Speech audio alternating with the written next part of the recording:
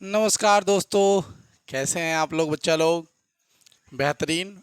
अब देखिए, अब हम पढ़ने वाले हैं एकदम शुरू से अपना साइंस, एकदम बढ़िया ढंग से, एकदम एक्सप्लेनेशन वे में। मैं आपको एक बात कहूँगा, अगर आप इसका फेयर बनाना चाहते हैं, यानी आप इसका नोट्स बनाना चाहते हैं, तो बेटा इस साइड में अगर आप थोड़ा सा क्लिक करके देखेंगे तो आपको डबल सी नाम का यानी कैप्शन का नाम का एक ऑप्शन मिल जाता है। आप उसे जैसे ही ऑन करेंगे बेटा, आपको यहाँ पर जो है, जो मैं बोल रहा हूँ वो आपको हिंदी में लिखा लिखा आ जाता है। इसके अनुसार आप आराम से अपने नोट्स को बना सकते हैं। अगर आपके कोई सर हैं, आप कोचिंग के हों या फिर आप स्कूल के हों, और आपके नोट्स नहीं कंप्लीट हैं बेटा, तो आराम से आप इस वीडियो को देख के अपने नोट्स भी तैयार कर सकते हैं एकदम सही ढंग से। ठीक, तो मैं जो बोलूँगा उसे आपको लिखना है, जो यहाँ पे लिखा जाएगा उसको समझना है। लिखी बोली हुई बातें आप नोट्स में लिख सकते हैं। ठीक, तो सबसे पहले बात करेंगे हमारा जो आज का हमारा चैप्टर है, चैप्टर नंबर 1, जो कि है हमारे पास बेटा हमारे आसपास के पदार्थ, यानी मैटर इन आवर सराउंडिंग। ठीक, हमारे चारों तरफ के जो पदार्थ हैं हम उसके बारे में अध्ययन करेंगे। तो सबसे पहला जो पॉइंट आ जाता है बेटा हमारे पास द्रव्य को लेके। ठीक, हमारे पास पॉइंट आ जाता है द्रव्य। अंग्रेजी में बेटा इसे मैटर कहते हैं। क्या कहते हैं बेटा? मैटर कहते हैं। ठीक, ये वो वाला मैटर नहीं है जो बच्चे कहते हैं कि चल भाई मेरा मैटर हो गया है। ये वो वाला मैटर तो बिल्कुल नहीं है। ठीक, हाँ, ये वो वाला मैटर भी नहीं है जो आप समझ रहे हैं। ये मैटर है बेटा द्रव्य। द्रव्य क्या होता है, मैं आपको बात अगर अपनी भाषा में, अगर आपको इलाहाबादी भाषा में, मैं आपको इलाहाबादी भाषा में थोड़ा समझाने का प्रयास करूंगा। इलाहाबादी भाषा में अगर मैं आपको समझाने का प्रयास करूं, फिलहाल अब प्रयागवासी हो चुके हैं हम लोग, अब इलाहाबाद नहीं रह चुका, परंतु भाषा के लिए अभी हमने इसका इस्तेमाल कर लिया। ठीक, तो अगर इसमें बताएं तो जो द्रव्य होता है भैया वो का होता, सीधी सीधी हम बात आपके बताओ थे। देखिए ये हमारी लैंग्वेज है, ये हमारी इलाहाबादी लैंग्वेज है जो हम लोग गाँव में बोलते हैं। ठीक, तो थोड़ा सा समझने का प्रयास करिएगा। अगर आप हमारे प्रयाग जोन से हैं तो आप समझेंगे इस बात को आराम से, उसके बाद मैं आपको समझाता हूँ। तो भैया द्रव्य का होता, द्रव्य सीधी सीधी बात, दुनिया का कोनो चीज, दुनिया का कोनो चीज जेमे कुछ भार हो तथा वो कुछ जगह घेरे, वही के हम सब का बोली था, पदार्थ बोली था, सामान बोली था, यानी वस्तु बोली था। ठीक, अगर आपको ये बात नहीं समझ में आई तो अब मैं आपको अपनी भाषा में नहीं आपकी भाषा में पढ़ा देता हूं। दुनिया की हर वो प्रत्येक वस्तु, दुनिया की हर वो प्रत्येक वस्तु जिसको उठाने में, ध्यान से सुनिएगा, जब जिसको उठाने में आपको महसूस हो कि यार इसमें कुछ भार है, अब आपको महसूस ना भी हो लेकिन उसमें भार हो, ये बात ध्यान रखिएगा। और साथ ही साथ वह किसी जगह पे रख रख दें अगर आपको, तो कुछ जगह घेर ले। जैसे हवा हो सकती है, हमारा मोबाइल हो सकता है, ये मार्कर हो सकता है, ये माइक हो सकता है, ये क्लॉथ हो सकते हैं। और साथ ही साथ अगर आप कहें तो ऐसे महाकाल जी भी हो सकते हैं। सब क्या है बेटा? पदार्थ हैं। पदार्थ सीधी सीधी बात है, दुनिया की हर वो वस्तु जो कुछ स्थान घेर सकती है उसे हम पदार्थ कहते हैं। परछाई को आप उसमें मत गिनिएगा, मैं आपको बता दे रहा हूं, वो कुछ जगह तो घेरती है लेकिन उसमें कुछ भार नहीं होता। ठीक, अभी आप प्रकाश को मत ले लीजिएगा, बात समझिएगा, प्रकाश को आप मत ले लीजिएगा, टॉर्च से निकला हुआ रोशनी मत ले लीजिएगा। कुछ चीज़ें हैं, जैसे मान लेते हैं कि हम पानी ले सकते हैं, हम लोग तेल ले सकते हैं, हम लोग बॉल ले सकते हैं, क्रिकेट का बैट ले सकते हैं, हम कॉपी ले सकते हैं, पेन ले सकते हैं। ये सारी चीज़ें हमारे पास क्या हैं बेटा? ये सारी चीज़ें हमारे पास द्रव्य हैं। तो सीधी सीधी बात है, अब आप लिख सकते हैं द्रव्य की परिभाषा, जो मैं नीचे आपको कैप्शन ऑन करने के बाद सुनाई देगी। आप पदार्थ हेडिंग डालकर ये लिखेंगे कि पदार्थ, द्रव्य या वस्तु वो सेम होता है, चाहे आप जो लिख दीजिए। तो द्रव्य अगर आप हेडिंग डाल रहे हैं तो आप द्रव्य हेडिंग डाल के लिखेंगे बेटा कि दुनिया की या संसार की प्रत्येक वह वस्तु जिसमें कुछ भार हो तथा वह स्थान घेरे, उसे हम द्रव्य कहते हैं। ठीक बेटा, अब यहाँ पे बात समझिएगा। द्रव्यमान यहाँ पे एक चीज और बन के आती है बेटा, द्रव्यमान और भार। यहाँ से दो चीजें और आ जाती हैं। क्या आ जाती हैं बेटा? द्रव्यमान और भार। दोनों का अंतर क्या होता है? द्रव्यमान का अर्थ होता है बेटा मास, और भार का अर्थ क्या होता है? WEIGHT। ठीक दोस्तों, ये क्या हो जाता है हमारे पास? वेट। ठीक बेटा, ये हमारे पास हो जाता है वेट। द्रव्यमान और भार ये दोनों अलग अलग हैं, मैं आपको समझाने का प्रयास करता हूं। द्रव्यमान क्या होती है? जैसे मान लेते हैं ये मार्कर है, तो मार्कर का जो एक्चुअल ग्राम में वजन है, जो ग्राम में इसका वजन होता है, वो इसका द्रव्यमान है। यानी सीधी सीधी बात, द्रव्यमान क्या होता है? तो किसी वस्तु की निश्चित मात्रा जो उसमें होती है वही हमारी द्रव्यमान कहलाती है। बात करें भार की, तो भार का यहाँ पे कॉन्सेप्ट अलग है। अगर कोई भी चीज हम उठाते हैं तो पृथ्वी उसे अपने केंद्र की ओर खींचती है, यही उस पदार्थ का भार होता है। भार और द्रव्यमान में यही अंतर है बेटा। जैसे उदाहरण के तौर पे हम अभी इसको उठाए रहेंगे, अगर ये 2 ग्राम का है तो 2 ग्राम का ही रहेगा, ये यहाँ रहे वहाँ रहे कहीं पर भी रहे। परंतु अगर भार देखेंगे तो याद रखिएगा, जगह बदलने के साथ साथ भार भी बदल जाता है। उदाहरण के तौर पे अगर आप 1 किलो की पन्नी कुछ देर तक अपने उंगली पर रखे रहें तो आपको पता चलेगा कि वो धीरे धीरे 1 किलो आपको बहुत ज़्यादा हैवी लगने लगेगा। रीज़न है इसमें भार। भार द्रव्यमानी में यही अंतर है। क्या अंतर है? देखिए, अगर आप एक उंगली से कभी भी आप 1 किलो चीनी पकड़ के रखिए तो वो 1 किलो चीनी ही होता है, लेकिन कुछ देर बाद आपको उसका भार बहुत ज़्यादा लगने लगेगा, क्योंकि पृथ्वी उस पर जो है अपना बल पूरी जोरों शोरों से लगा रही होगी। सीधी सीधी सी बात है। तो भार द्रव्यमान में ये एक प्यारा सा अंतर रहा। ठीक बेटा, एकदम क्लियर रहिएगा, कोई यहाँ तक समस्या नहीं। तो बात आ जाता है आयतन का। यहीं पे बात आ जाता है बेटा आयतन का। अभी हमने बोला जगह घेरने की क्षमता। जगह घेरने की क्षमता ही क्या कहलाती है बेटा? आयतन। आयतन यानी वॉल्यूम। आयतन यानी वॉल्यूम। तो जगह घेरने की जो क्षमता होती है किसी भी पदार्थ के, जगह घेरने की क्षमता को ही हम लोग क्या बोलते हैं बेटा? उसे हम बोलते हैं आयतन। एकदम प्यार से याद रखिएगा, यहाँ तक कोई भी ज़्यादा सिस्टम नहीं गड़बड़ाना चाहिए। उसके बाद आ जाता है आपकी एक छोटी सी और हेडिंग, जिसे हम बोलते हैं बेटा ऊर्जा। क्या बोलते हैं बेटा? ऊर्जा। इसे हम बोलते हैं बेटा एनर्जी। क्या बोलते हैं बेटा? एनर्जी। तो याद रखिएगा कि कार्य करने की क्षमता को ही ऊर्जा कहते हैं। आप कोई काम करते हैं, अगर आप कोई लिफ्ट उठाते हैं, भैया लिफ्ट तो नहीं उठ सकता, अगर आप कोई बैट उठाते हैं, आप बाल्टी उठाते हैं, या फिर कुछ अदर काम आप करते हैं, तो उसमें आपका कुछ जो है बल लगेगा। अब बल का अर्थ साफ साफ है कि बल क्या है भैया? कार्य करने की क्षमता। तो भैया कार्य करने की क्षमता में जो व्यय होता है उसे हम ऊर्जा कहते हैं। सीधी बात, वो किसी भी तरीके से हो सकती है, आपके द्वारा हो, मशीनों के द्वारा हो, ऊर्जाएं तो होती ही हैं। ठीक, आया बात समझ में?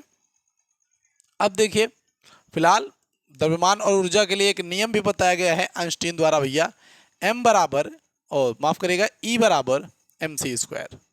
ठीक, यहाँ पे बता दिया गया है भैया E बराबर mc², यानी एनर्जी, मास और ये आपका निर्वात में प्रकाश की चाल, जो कि 3 × 10⁸ मीटर प्रति सेकंड होती है। ठीक, तो ये जो नियम है, ये जो समीकरण है भैया, ये हमारे आइंस्टीन साहब ने दिया था। ठीक, एकदम क्लियर, यहाँ तक कोई समस्या नहीं। एकदम ये सारी चीज़ें आपके कक्षा 9 की एकदम बेहतरीन चीज़ें हैं। पढ़ते रहिएंगे तो भैया बहुत कुछ आएगा, नहीं पढ़ेंगे तो भैया अब वो तो किस्मत के ऊपर हो जाता है ना, कि अब आप पढ़ने ही नहीं चाहते हैं। तो अब नंबर आ जाता है दोस्तों पदार्थों के गुणों के बारे में। तो पदार्थों के गुण देख लेते हैं। तो पदार्थों के गुण में अगर हम पहला नंबर देखें बेटा कि पदार्थ के गुण क्या होते हैं, तो पदार्थों का जो सबसे बड़ा गुण होता है तो ये होता है बेटा कि इनके कणों के बीच, इनके कणों के बीच, हम ये बात करेंगे भैया, इनके कणों के बीच क्या होती है? के बीच रिक्त स्थान होता है। क्या होता है बेटा? रिक्त स्थान होता है। ठीक, हाँ, वो बहुत कम हो सकता है और थोड़ा ज़्यादा भी हो सकता है, परंतु इनके कणों के बीच रिक्त स्थान होता है। दूसरा नंबर अगर हम बात करें तो हमें एक चीज़ और देखने को मिलता है कि भैया इनके कणों के बीच, इनके कणों के बीच आकर्षण बल होता है। कैसा बल होता है? आकर्षण बल होता है। ठीक। साथ ही साथ हम ये देख सकते हैं कि पदार्थ के कणों के बीच अंतरा आणविक बल कार्य भी करता है। ये बात भी सच है। तो इनके कणों के मध्य अंतरा आणविक बल कार्य करता है। अंतरा आणविक बल, देखिए आप चाहें तो इस तरीके से अंतर्धन आणविक होता है, तो आप ऐसे भी लिख सकते हैं अंतरा आणविक बल कार्यरत होता है। कार्यरत होता है एकदम आराम से, आप चाहें तो ऐसे लिख सकते हैं, कोई समस्या नहीं। चौथा नंबर आ जाता है हमारा कि पदार्थ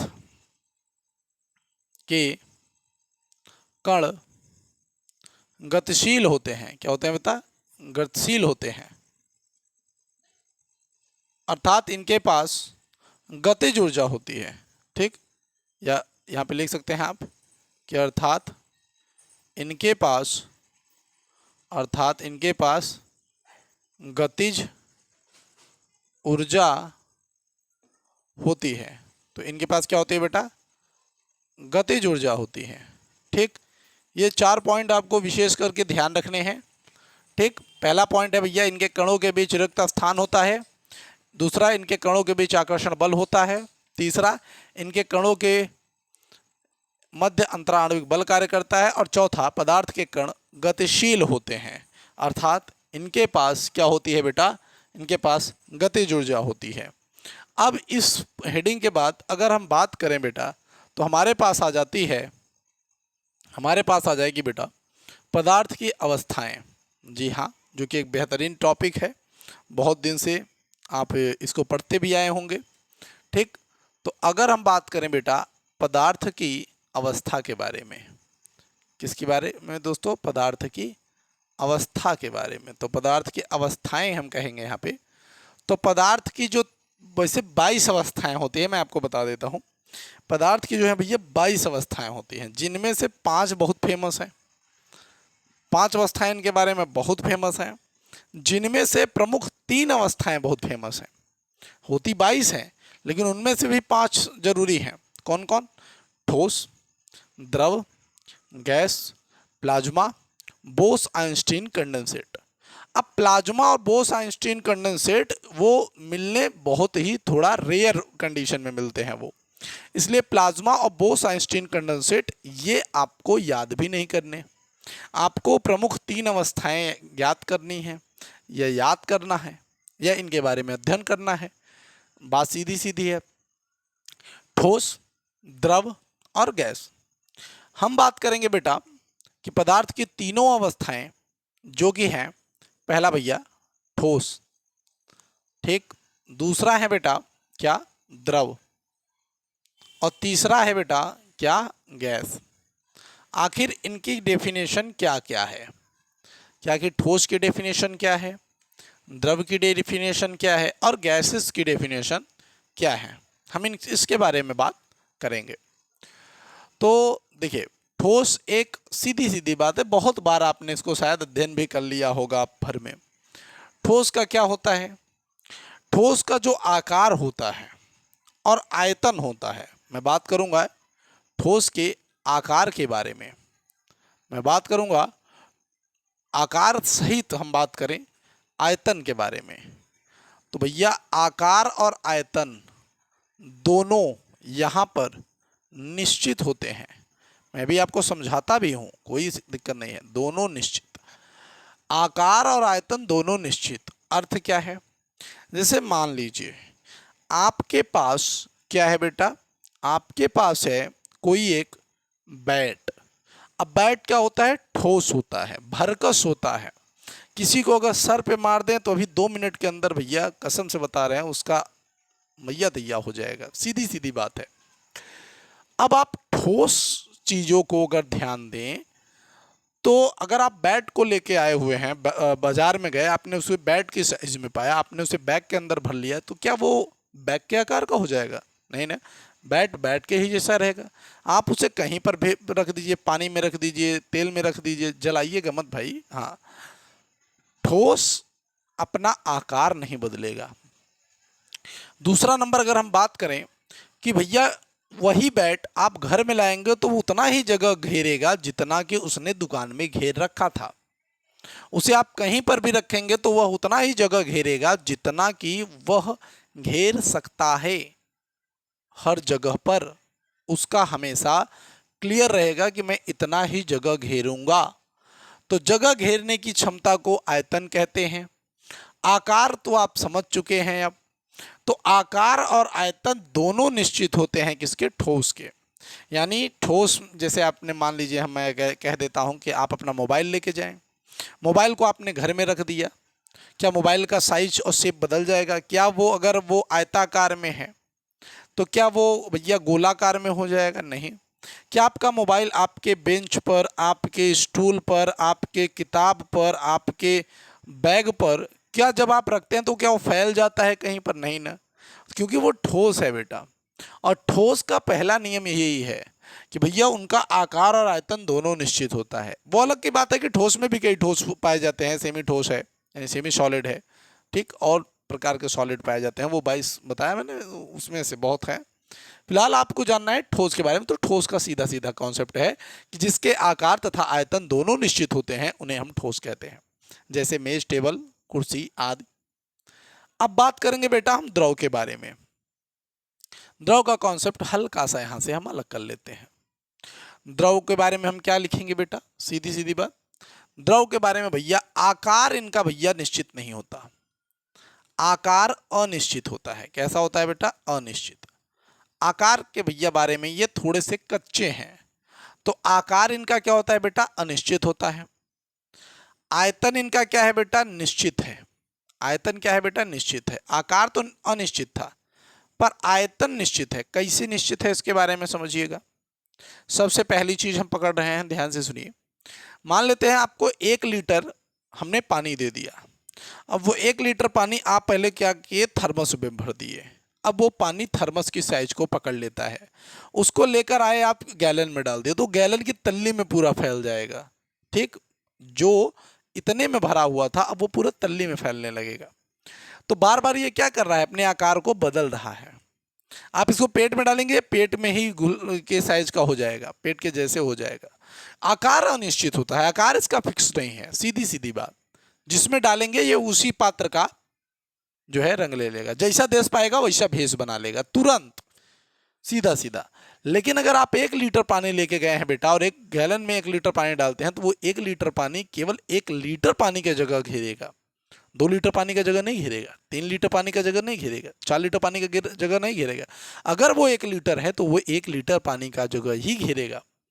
इसलिए द्रव वह है, या द्रव पदार्थ की वह अवस्था है जिसमें पदार्थ का आकार अनिश्चित, आयतन निश्चित होता है।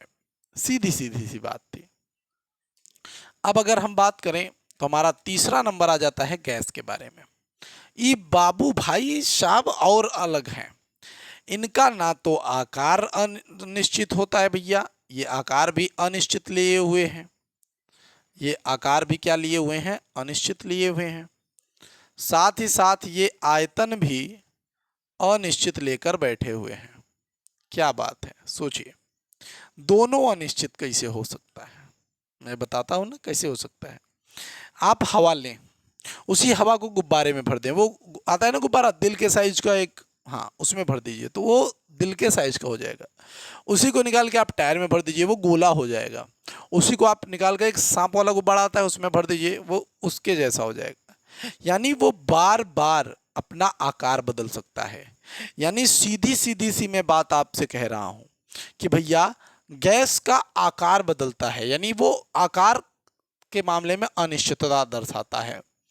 आयतन भी बदलता है, मैं बताता हूं कैसे। आप 100 ग्राम हवा लें और 100 ग्राम हवा को टायर के अंदर डालें। आपको दबा के चेक करना पड़ता है, दबा के चेक करना पड़ता है। रीज़न ये है क्योंकि जो गैस के अणु होते हैं वो 100 ग्राम आप डालेंगे, वो एक जो है किलो, यानी 1 किलो में नहीं, वो पाउंड वाउंड में नापा जाता है इन्हें फिलहाल, और प्रेशर के हिसाब से नापा जाता है, पर वो जगह काफ़ी घेर लेते हैं, इसलिए इन्हें प्रेस करके देखा जाता है कि कहीं ये ऐसा ना हो कि भाई पता ही नहीं चले कि साइकिल में हवा है या नहीं। तो आकार इनका अनिश्चित तो था ही, ये जगह घेरने के मामले में भी कच्चे हैं, कभी ज़्यादा जगह घेरेंगे कभी कम जगह घेरेंगे। तो इनका आयतन भी क्या होता है बेटा, अनिश्चित होता है। सीधा सीधा सा कॉन्सेप्ट है और कोई बात नहीं। ठीक, अब देखिए फिलहाल सभी के आपसी गुण अलग अलग हैं, सभी के आपसी गुण अलग अलग होते हैं। जैसे कुछ ठोस हैं, ठोस के कुछ गुण आपस में अलग होते हैं, द्रव के पास कुछ अलग गुण हैं, कुछ गैसेस के पास जो है अलग गुण होते हैं। जैसे ठोस के बारे में मैं कुछ बात करूंगा। ठोस में अगर हम ले लें धातुओं को, जैसे हम ठोस के बारे में बात कर रहे हैं तो ठोस के बारे में हम अगर धातु ले लें, लोहा ले लें, तो लोहा को अगर आप देखेंगे तो लोहा भाई भंगुर भंगुर नहीं होता है, आघातवर्धनीय होते हैं, इन्हें पीटने पर ये आवाज़ भी करते हैं क्योंकि भाई वो ठोस है। ठोस के पास क्या होता है, यही तो क्वालिटी होती है। द्रव क्या होता है, इनमें बहने की क्षमता होती है, ये गीले भी होते हैं। ठीक, गैसेस क्या है, गैस भैया सीधी सीधी बात है, इनके अंतराणविक बल बहुत दूर दूर होते हैं, जिससे गैसों के अणुओं के बीच में वांडर बल कार्य करता है, ऐसा हम मानते हैं। अंतराणु बल को ही यहाँ पे वांडर बल का जो है नाम दे दिया गया। इनके बीच में वही बल है, सीधी सीधी। इनके मध्य में बहुत ज़्यादा ताकतवर जो है अंतराणविक बल कार्य करता है, इनके में थोड़ा कमज़ोर होता है, इनमें बहुत ज़्यादा कमज़ोर होता है। सीधी सीधी सी बात है। ठीक, अब अगर हम बात करें बेटा इन सब के बारे में, तो एक चीज़ और है कि ठोस को कंप्रेस्ड नहीं किया जा सकता। ठोस को क्या नहीं किया जा सकता बेटा, कंप्रेस्ड यानी संपीड़ित, यानी इनको दबा के और नहीं रखा जाता। अगर आप इनको दबाएंगे तो फैलने लगेंगे। द्रव में क्या है कि द्रव को आप थोड़ा सा संपीड़ित कर सकते हैं, थोड़ा सा कर सकते हैं। गैस को तो बहुत ज़्यादा किया जा सकता है, संपीड़ित यानी दबा के भरा जा सकता है। ठोस को ऐसा नहीं है। ऐसा नहीं है कि आप मान लीजिए आप कहीं पे सरिया घुसेड़ हैं तो ज़्यादा सरिया दब जाएगा, नहीं, सरिया दबेगा ही नहीं। आपको अच्छे से पता है जितना जगह है कि उतना ही जाएगा। पर द्रव के साथ ऐसा हो सकता है थोड़ा बहुत, ज़्यादातर तो नहीं। ठीक, लेकिन गैसेस के साथ ऐसा है कि आप इन्हें कंप्रेस्ड करके कर सकते हैं। आप देख लीजिए एलपीजी, लिक्विड पेट्रोलियम गैस, किया जाता है। सीएनजी, कॉमन नेचुरल गैस, देख लीजिए किया जाता है, इनको कंप्रेस्ड ही किया जाता है। कॉमन नेचुरल गैस मैंने कहा गलती से, कंप्रेस्ड नेचुरल गैस होता है। ठीक, संपीड़ित प्राकृतिक गैस। ठीक, तो यहाँ पे आप देख सकते हैं सीएनजी का जो है संपीड़ित किए जाते हैं इन्हें। अब यहाँ पे मैटर आ जाता है बेटा थोड़ा सा कि पदार्थ क्या है ना कि अपनी अवस्थाएं भी बदलते हैं। जैसे कोई ठोस है तो ठोस से द्रव हो सकता है, कोई द्रव है तो द्रव से गैस हो सकता है, ऐसा होता है इनमें। ठीक, तो थोड़ा सा यहाँ पे हम आपको समझाने का अच्छे ढंग से प्रयास भी करेंगे, बिल्कुल। तो ये जो है भैया हमारी हेडिंग हो जाती है कि द्रव का अपनी अवस्था में परिवर्तन करना। तो द्रव की अपनी अवस्था में परिवर्तन करना, तो इसमें क्या होता है बेटा, जैसे मान लेते हैं हमारे पास ऊपर है गैस, पकड़ लेते हैं कि हमारे पास ऊपर गैस है। यहाँ पे हम पकड़ लेते हैं भैया कि हमारे पास ठोस है। ठीक, और यहाँ पे हम पकड़ लेते हैं भैया कि हमारे पास द्रव है। ठीक, ऐसा क्या मैंने कहा, क्यों किया, समझिएगा। देखिए होता क्या है कि अगर ठोस से कोई चीज, अगर ठोस से कोई चीज द्रव में जा रही है तो इसे हम क्या कहते हैं बेटा, इसे हम गलन कहते हैं। ये प्रक्रिया क्या कहलाती है बेटा, गलन कहलाती है। ध्यान से सुनिएगा कि जब कि ठोस को गर्म किया जाता है तो वो धीरे धीरे क्या होता है भैया, गलता है। यानी वो धीरे धीरे उसके टेम्परेचर बढ़ने के कारण वो क्या हो जाता है, वो द्रव में परिवर्तित हो जाता है। एक निश्चित ताप पर वह द्रव में परिवर्तित हो जाता है। यह निश्चित ताप उस पदार्थ का गलनांक कहलाता है। और यह सारी प्रक्रिया क्या कहलाती है बेटा, गलन कहलाती है। फिर से एक बार ध्यान दीजिएगा बात पे कि जब हम किसी ठोस को क्या देते हैं बेटा, गर्मी देते हैं, जब हम उसको गर्म करते हैं तो वो एक समय ऐसा आता है कि वो एक निश्चित ताप पर पहुंचकर वह अपनी अवस्था में परिवर्तन दर्शाती है और क्या हो जाती है बेटा, द्रव हो जाती है। तो ये क्या कहलाता है हमारे लिए, गलन कहलाता है। तो जिस निश्चित ताप पर ठोस द्रव में परिवर्तित हो जाता है वह ताप क्या कहलाता, उस ताप को हम उस पदार्थ का गलनांक कहते हैं। ठीक, तो गलन वाला यानी गलनांक हो गया। अब यहां पर ध्यान से समझिए, अगर यहीं पर द्रव से कोई चीज ठोस में कन्वर्ट हो जाए, मान लेते हैं कोई चीज द्रव है, कोई चीज़ द्रव है तो वो ठोस में कन्वर्ट हो रही है, तो इसे हम क्या कह सकते हैं बेटा, इसे हिमकण का भी कहा जाता है, या इसे हम जमना भी कह सकते हैं, जमना भी कह सकते हैं और हिमकण भी कहा जाता है। तो सीधी सीधी बात कि जिस जिस ताप पर कोई द्रव ठोस में बदल जाए वह ताप हिमांक कहलाता है। सीधी सीधी सी बात है।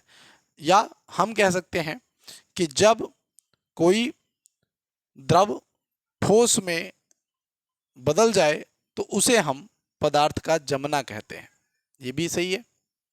दूसरी भाषा में अगर हम बात करें, यहाँ पे ध्यान दीजिएगा, अगर कोई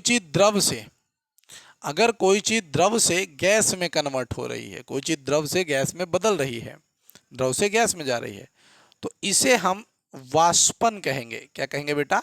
वाष्पन कहेंगे। और याद रखिएगा कि जिस निश्चित ताप पर कोई चीज उबलना शुरू कर देती है वह क्वथनांक कहलाती है, वह ताप उस पदार्थ का क्वथनांक कहलाती है, और यह प्रक्रिया क्वथन कहलाती है। इस बात को भी आपको याद रखना है एकदम ढंग से, ठीक।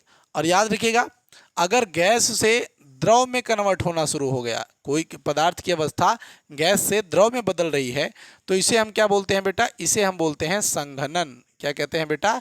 इसे हम बोलते हैं संघनन, ठीक, याद रखिएगा, ठीक। बहुत से उदाहरण हैं, अभी मैं आपको बताता हूं, ठीक। अब देखिए, अगर मान लेते हैं कि कोई चीज ठोस से सीधा गैस में कन्वर्ट हो रही है, ठीक, यानी जब कोई पदार्थ सीधे ठोस से गैस में परिवर्तित हो जाता है तो इसे हम क्या बोलते हैं बेटा? इसे हम बोलते हैं ऊर्ध्वपातन। इसे क्या बोलते हैं बेटा? ऊर्ध्वपातन, ठीक, याद रखेंगे। इसे हम क्या बोलेंगे बेटा? इसे हम बोलेंगे ऊर्ध्वपातन। लेकिन अगर यहीं पर गैस से, माफ करिए, गैस से किस में कन्वर्ट हो जाए बेटा? गैस से ठोस में कन्वर्ट हो जाए, यहाँ गैस से ठोस में कन्वर्ट हो जाए, तो इसे हम कहेंगे दृढ़ीकरण। क्या कह लेते हैं बेटा? इसे हम कह लेते हैं दृढ़ीकरण, याद रखिएगा, ठीक। जब कोई चीज गैस से ठोस में कन्वर्ट हो जाए। मैं कुछ उदाहरण की बातें करता हूं। अभी आप इसमें देखेंगे, बर्फ होता है, बर्फ क्या होता है? गलकर द्रव में कन्वर्ट हो जाता है, और वही द्रव जमकर बर्फ बन जाता है। फिर पानी आप देखते हैं क्या होता है? वाष्पित हो जाता है, वाष्प बन के उड़ जाता है, और वही वाष्प वापस से पानी बन जाता है, द्रव में कन्वर्ट हो जाता है। अब यहाँ पर देखिए, आप ठोस लीजिए, ठोस को जलाइए भैया, वो गैस हो जाएगा, यानी द्रव कैसे? कपूर है ना, कपूर आपके पास एक उदाहरण के तौर पे जमा हुआ है, ठीक। तो ये आपके कुछ उदाहरण थे, ठीक। अगर आपने कपूर को जलाया तो डायरेक्ट गैस में बदलता है, ठीक, सीधी सीधी बात है। तो ये आप जो है इसका सारा का सारा डेफिनेशंस आप अपनी कॉपी में जो मैंने बोले हैं, अगर आप नहीं लिख पाए हैं तो आप रिवाइंड करके उसको लिख सकते हैं एकदम आराम से, कोई समस्या नहीं है यहाँ तक, ठीक। आशा करते हैं यहाँ तक आपके बात एकदम अच्छे से समझ में आ रही होगी, यहाँ तक आपके। अब दोस्तों बात करते हैं तापमान पैमाने की। वैसे देखें बेटा, तो तापमान पैमाना 3 प्रकार का हमें इसमें देखना है। देखिए, तापमान मापने के 3 जो है पैमाने बना दिए गए। एक तो हमारे पास फ़ारेनहाइट मौजूद था, क्या है भैया? एक तो फ़ारेनहाइट मौजूद था। दूसरा आया जब हमारे पास क्या भैया? सेल्सियस है। दूसरा हमारे पास क्या है भैया? सेल्सियस है। और तीसरा हमारे पास क्या है भैया? केल्विन है, ठीक। अब हमें यहाँ पर एक चीज समझना है, कुछ बातों को हमें यहाँ पे देखना पड़ेगा, नोट करना पड़ेगा, ध्यान देना पड़ेगा, यूं कहें तो। अगर हम यहाँ पर एक सूत्र के बारे में देखें, 2 सूत्र हम देखेंगे और उन पर हम कुछ सवाल करके देखेंगे, तब जाकर हमारा ये पूरा कंप्लीट होगा चैप्टर, ठीक। वाष्पीकरण है, थोड़ा सा इसको देख लेंगे, गलनांक उल्लांक के बारे में अच्छे ढंग से भी हम पूरा अच्छे ढंग से बात कर लेंगे। यहाँ पे तो मैंने आपको डायरेक्ट एक शॉर्ट फॉर्म में बता दिया था। तो जो फ़ारेनहाइट है, सेल्सियस है, केल्विन है, इसके बारे में बात करने से पहले हम थोड़ा सा एक बार निजी तरीके से, ये हमारे 3 हैं भैया, इसके लिए हम पहले जो है थोड़ा सा गलन वलन के बारे में बात कर लेते हैं। गलन और गलनांक के बारे पर थोड़ा सा यहाँ पे हमें जो है इनके पॉइंट को देख लेना है, क्योंकि मैंने वहाँ पे बता दिया है, ऐसा बात नहीं है, मैंने बता दिया है, पर अगर आपने इसको लिखा नहीं है तो आप आराम से इसको देख के, अभी मैं बोल दे रहा हूँ, लिख लीजिए, कोई दिक्कत नहीं है। कि भैया जब कोई वस्तु जब कोई वस्तु यदि वह ठोस अवस्था में है और उसका ताप बढ़ाने पर वह द्रव अवस्था में परिवर्तित हो जाती है, तो यह प्रक्रिया गलन कहलाती है। और वह वस्तु यानी वह पदार्थ जिस निश्चित ताप पर द्रव में परिवर्तित होती है, वह ताप उस पदार्थ का गलनांक कहलाता है। तो गलन और गलनांक ये है, सीधी सीधी बात। फिर उसके बाद अगर हम बात करें तो आप देख सकते हैं हिमकण और हिमांक। हिमकण और हिमांक या हिमीकरण भी इसे कहते हैं फिलहाल, ठीक। यहाँ पे हिमांक ले सकते हैं, कोई समस्या नहीं है, ठीक। यहाँ पे हिमांक ले सकते हैं। देखिए, जब किसी भी द्रव को हम क्या करते हैं भैया, उसका ताप घटाते हैं तो गतिज ऊर्जा कम होती है, जिससे वो क्या होता है कि जमने लगता है, और यह प्रक्रिया पूरी हिमकण यानी हिमीकरण कहलाती है। और पदार्थ जिस अवस्था पर द्रव से ठोस में कन्वर्ट होता है, बदल जाता है, वह ताप क्या कहलाता है बेटा, हिमांक कहलाता है। बात करेंगे क्वथन और क्वथनांक के ऊपर, बात करेंगे बेटा क्वथन के और क्वथनांक के ऊपर। तो देखिए क्वथन और क्वथनांक, इसके ऊपर भी बात हो जाता है, कोई बात नहीं। देखिए होता क्या है, जब हम पानी को धीरे धीरे क्या देते हैं बेटा, उसका ताप बढ़ाते हैं, तो एक समय ऐसा आता है कि वायुमंडलीय दाब और उस पानी का जो प्रेशर होता है वो एकदम इक्वल हो जाता है, जिसके कारण क्या होता है कि पानी जो है भैया उबलना शुरू कर देता है। और जब पानी उबलना शुरू कर देता है तो यह प्रक्रिया क्वथन कहलाती है। और जिस डिग्री सेल्सियस पर, जिस ताप पर क्या बेटा वो उबलना शुरू करती है, वह ताप ही उस पदार्थ का क्या कहलाता है बेटा, क्वथनांक कहलाता है। सीधा सीधा सा बात है एकदम, ठीक, सीधा सा। ये तीन चीजें थी, मैंने इसको एक बार आपको रिवाइज करा दिया, मैंने सोचा कि आपको बताना है। अब इसके अलावा ऊर्ध्वापातन है, आपको पता है ऊर्ध्वापातन क्या होता है कि जब कोई भैया कोई ठोस जब डायरेक्ट किस में कन्वर्ट हो जाता है, ऊर्ध्वापातन के लिए अगर आप चाहें तो उसको भी मैं अलग से बता देता हूँ, कोई समस्या नहीं है मुझे, ठीक। बस आपको आना चाहिए, बस आपको वो चीज़ समझ में आनी चाहिए। ऊर्ध्वापातन क्या है भैया, ऊर्ध्वापातन सीधा सीधा कहानी मेरा ये है कि हम ये बता दें, ये याद भी रखें कि भैया सीधा जब ठोस से सीधा गैस में कोई पदार्थ बदल जाता है तो वह यह प्रक्रिया क्या कहलाती है, ऊर्ध्वापातन कहलाती है। अब देखिए हमें थोड़ा सा ध्यान देना है किसके ऊपर दोस्तों, फ़ारेनहाइट, सेल्सियस और केल्विन के ऊपर। देखिए होता क्या है, यहाँ पे दो सूत्र हैं। एक सूत्र होता है क्या, देखिए F बराबर 9/5 गुणित C प्लस 32। एक सूत्र तो ये है, एक सूत्र हमारे पास ये है।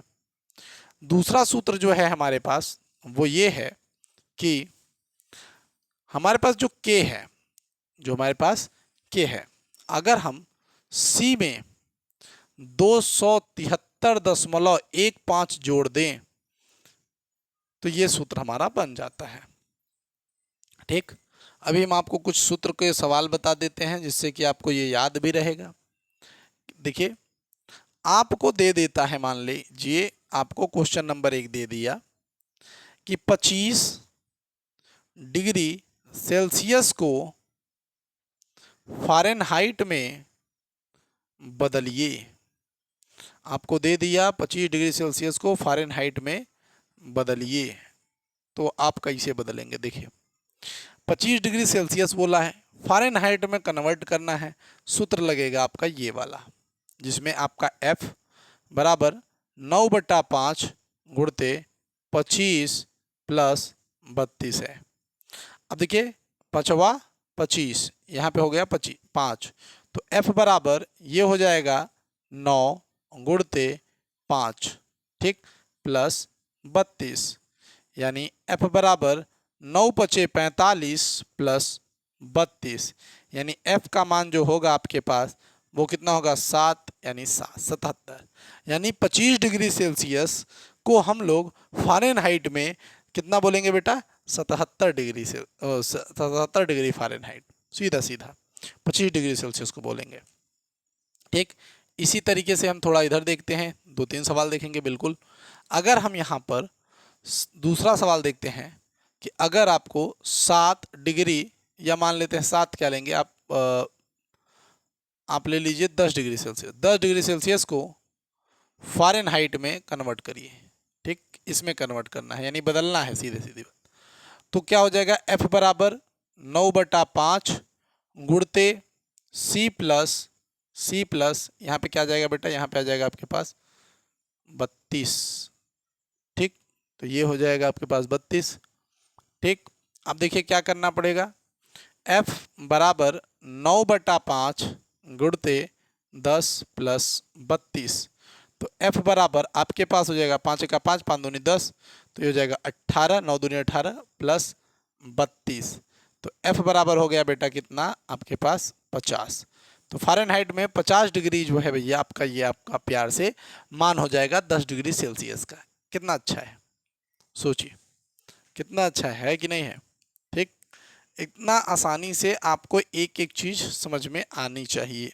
ठीक, ये तो रहा हमारा डिग्री सेल्सियस को फ़ारेनहाइट में बदलना। अगर जस्ट इसका उल्टा आ जाए, अगर जस्ट इसी का उल्टा आ जाए कि अब आपको क्या करना है, अब आपको फ़ारेनहाइट से किस में कन्वर्ट करना है भैया, सेल्सियस में कन्वर्ट करना है। तो फ़ारेनहाइट से सेल्सियस में कैसे कन्वर्ट करेंगे, देखिए मान लेते हैं आपको आ जाता है 100 फ़ारेनहाइट को, 100 फ़ारेनहाइट को सेल्सियस में, डिग्री सेल्सियस में बदलो, ऐसा करके आपको सवाल आ जाता है कि 100 फ़ारेनहाइट को डिग्री सेल्सियस में बदलना है। तो देखिए कैसे करेंगे, जो सवाल का जो भैया सूत्र है उस पर चलेंगे। तो F बराबर, यानी दे दिया है आपको 100 बराबर 9/5 गुणते C प्लस 32। ये ऐसे है, सीधा सा बात है। अब आगे देखिए क्या कर सकते हैं हम ये कर सकते हैं कि हम इस 32 को भी ले जा सकते हैं, इसको भी ले जा सकते हैं, कुछ भी ले जा सकते हैं, ये तो हमारी इच्छा के ऊपर है, एकदम क्लियर है। तो यहाँ पे देखेंगे अगर हम, तो यहाँ पे अगर हम इस 9/5 को इधर लेके जाते हैं, ध्यान दीजिए, अगर हम इस 9/5 को इधर लेके जाते हैं क्योंकि गुणा में है, तो ये जस्ट इसका अपोजिट हो जाएगा। फिलहाल हमें ऐसा करने से कोई फ़ायदा नहीं मिल रहा है, तो हम इसको इधर लेके अगर हम जाएंगे तो भी हमें घाटा होगा। क्यों, देखिए क्योंकि 100 बराबर यहाँ पे हो जाएगा 9C/5 प्लस 32 ऐसे।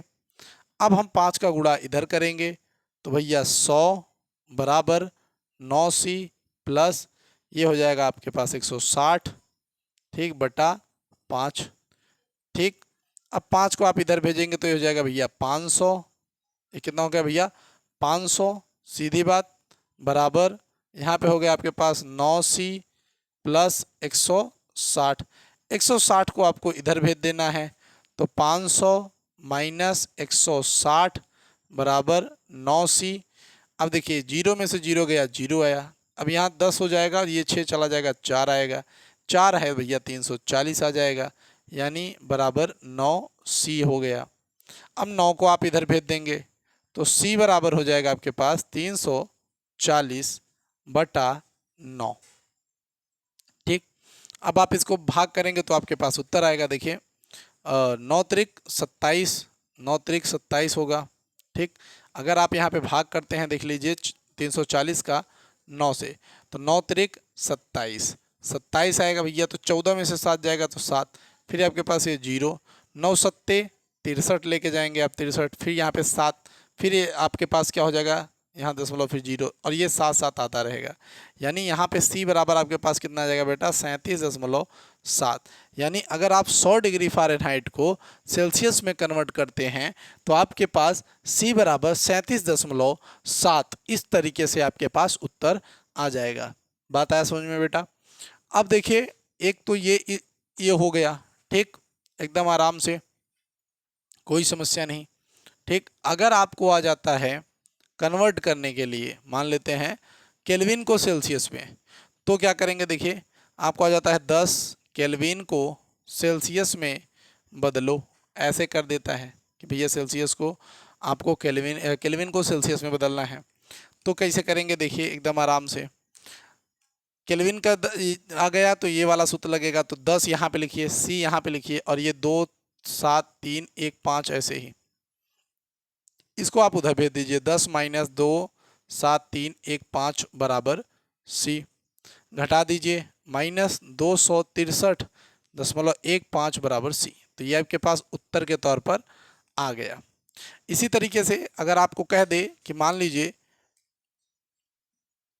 5 डिग्री सेल्सियस को, या 15 लीजिए, 15 डिग्री सेल्सियस को फारेनहाइट में कह रहे हैं, केल्विन में बदलो, केल्विन में बदलो, ऐसा कह दे तो क्या करना है, देखिए के बराबर सी का मान 15 प्लस 273.15 जोड़ दीजिए, कितना हो जाएगा, देखिए 3 5 8 और ये 8 2 88 1 5, ये आपके पास के का मान हो गया। एकदम आराम से, कोई समस्या नहीं आ रही है सवालों को करने में। ठीक, अब थोड़ा मैं आपको एक सवाल और बता देता हूं जो डायरेक्ट आपको चेंजेस करने होंगे उसमें थोड़े से, देखिएगा। ये आपके लिए एक फाइनल जो है सवाल मैं आपको बता रहा हूं, बाकी आप प्रैक्टिस करिएगा तो आपको सारी की सारी चीज़ें आराम से समझ में आएंगी, कोई तकलीफ कोई समस्या नहीं आने वाली है अगर आप थोड़ा सा मेहनत करेंगे तो। ठीक बेटा, तो देखिए अब आपको क्या करना है, आपको करना ये है कि मान लेते हैं आपको बोल दिया कि मान लेते हैं आपको बोल दिया कि 98 फ़ारेनहाइट को केल्विन में बदलो, ऐसे बोल दिया। तो आपको देखिए क्या करना पड़ेगा, पहले आपको फ़ारेनहाइट को ही सेल्सियस में कन्वर्ट करना पड़ेगा। तो देखिए कैसे हम कन्वर्ट करेंगे, तो 98 डिग्री फ़ारेनहाइट है तो पहले इसको सेल्सियस में कन्वर्ट करना पड़ेगा। अगर फ़ारेनहाइट टू केल्विन दे दिया, फ़ारेनहाइट टू सेल्सियस देगा तो कोई दिक्कत नहीं, लेकिन फ़ारेनहाइट टू केल्विन दे दिया या केल्विन टू फ़ारेनहाइट दे दिया तो दिक्कत हो जाएगा, तब आपको दोनों लगाना पड़ेगा। तो सबसे पहले आपको क्या करना है, देखिए आप फ़ारेनहाइट के सूत्र को लगाएंगे तो यहाँ पे लिखेंगे भैया F बराबर 9/5 गुणते C प्लस 32, ये आपका सूत्र है। इसके हिसाब से आपको 98 पहले लिखना पड़ेगा, 9/5 बाद में करना पड़ेगा, C आपके पास ऊपर रहेगा, प्लस 32 आपके लिए इस तरीके से। बात समझ में आया? फिर अगर आप करेंगे तो ये 98 बराबर 9C प्लस कर दीजिए 160/5, इसको इधर भेज देंगे। जैसे ही हम इधर भेजेंगे तो 8 पंचे 40 हासिल आपका 4 होगा, और 5 9 45, 45 और 4 ये आपके पास 490। ठीक, इधर हो जाएगा बराबर आपके पास 9C प्लस 160, 160 को आप इधर भेज दीजिए, 490 माइनस लेंगे 160 और ये हो जाएगा 9C। फिर उसके बाद देखिए आपको क्या करना है, अब आपके पास जो बचा हुआ है भैया, 0 में से 0 गया 0, 9 में से 6 गया 3 और ये आपके पास 330 बराबर आपके पास 9C। तो आपके पास C बराबर आ जाएगा 330/9, अगर आप काटेंगे तो 110/3 एकदम आराम से। और अब अगर आप काटेंगे इसको देख लीजिए, अगर आप 110 को 3 से भाग कर रहे हैं तो 3 तिरिक का आपके पास आ जाएगा 9, यहाँ 2 और ये 0, 6 तिरिक हो जाएगा आपके पास 18, फिर यहाँ पे 2 और फिर ये आपके पास 6 आता हुआ चला आएगा, यानी C बराबर आपके पास आ गया कितना बेटा, 36.6। अब सेल्सियस का मान आ गया तो आप इसको किस में कन्वर्ट करेंगे, सीधा आप उठा के कन्वर्ट करेंगे इसको केल्विन में। तो C आपके पास है। ठीक, अब इसके आगे क्या करना है, सवाल अभी यहाँ पे ख़त्म नहीं हुआ है। अब आपको इसके आगे करना ये है कि आप दिमाग लगाएंगे और तुरंत आप अपने सवाल को बदल देंगे। जैसे क्या करेंगे भैया, आप करेंगे भैया के बराबर C प्लस 273.15, तो के बराबर 36.6 प्लस 273.15, तो ये आपका 6 आता रहेगा। ठीक, ये बात तो आपको पता होनी चाहिए। तो 6 5 आपके पास 11 हो जाएगा, हासिल आपके पास आ जाएगा भैया 1 और 1 2, 2 और 6 आपके पास 8 हो जाएंगे। ठीक, उसके बाद 3 और 6 आपके पास 9 हो जाएगा, 7 3 आपके पास 10 हासिल 1, ये आपके पास 3, तो के बराबर आपके पास 309 और 81 हो जाएगा एकदम आराम से। तो ये जो है एक बेहतरीन सवाल था, बिल्कुल आपको ये आना भी चाहिए एकदम अच्छे ढंग से। ठीक बच्चा, एकदम क्लियर। अब अगर हम बात करें तो अब आता है हमारा क्या बेटा, वाष्पीकरण। ठीक, एकदम अंतिम टॉपिक, एकदम क्लियरेंस देंगे हम यहाँ से, उसके बाद आपका ये चैप्टर पूरी तरीके से फिनिश्ड हो जाएगा। ठीक, हाँ बहुत बड़ा चैप्टर नहीं था इसलिए एक वीडियो में ही कवर हो जा रहा है। ठीक, थोड़ा सा बस आपको पोलाइट करके इसको पढ़ने की ज़रूरत है। देखिए वाष्पीकरण क्या होता है, वाष्पीकरण के बारे में हम बात करेंगे। देखिए, अगर हम किसी भी चीज़ को हीट करते हैं, यानी अगर हम उसको गर्म करते हैं, जब कोई चीज़ गर्म होती है तो क्या होता है कि वह वाष्प बनने लगती है। जैसे पानी, पानी उबलते उबलते क्या होने लगता है, वाष्प बनने लगता है और वह हवा में घुलने लगता है। तो यह प्रक्रिया, जब कोई द्रव वाष्प में बदलती है तो यह प्रक्रिया क्या कहलाती है, वाष्पीकरण की प्रक्रिया कहलाती है या वाष्पन कहलाता है। ठीक, जैसे उदाहरण की बात करें तो किस पर डिपेंड करता है, तो ये एरिया पे बहुत ज़्यादा डिपेंड करता है।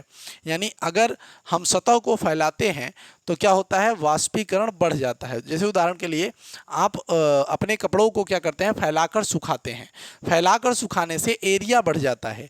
एरिया बढ़ जाने के कारण वाष्पन बढ़ जाता है और आराम से हमारे क्या होते हैं बेटा, कपड़े सूखने लगते हैं। ठीक, एकदम आराम से, इस बात को आपको समझना है। साथ ही साथ हम इसके एक और देख सकते हैं, स्पिरिट। स्पिरिट हथेली पे पड़ती है तो तुरंत हमें क्या दिखता है, वाष्पन देखने को मिलता है।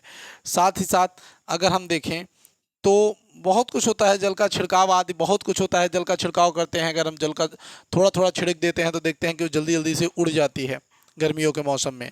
तो ये सब आदि क्या है, वाष्पन के ही एक छोटे छोटे से जो है लिंकेज हैं। ठीक, तो ये चैप्टर एकदम यहाँ पे फिनिश्ड होता हुआ। मिलेंगे आपसे अगली वीडियो में, तब तक के लिए जय हिंद जय भारत। वीडियो सब्सक्राइब लाइक्स आपको देना है, भूलिएगा मत। हम मिलेंगे अगली वीडियो में, तब तक के लिए जय हिंद जय भारत।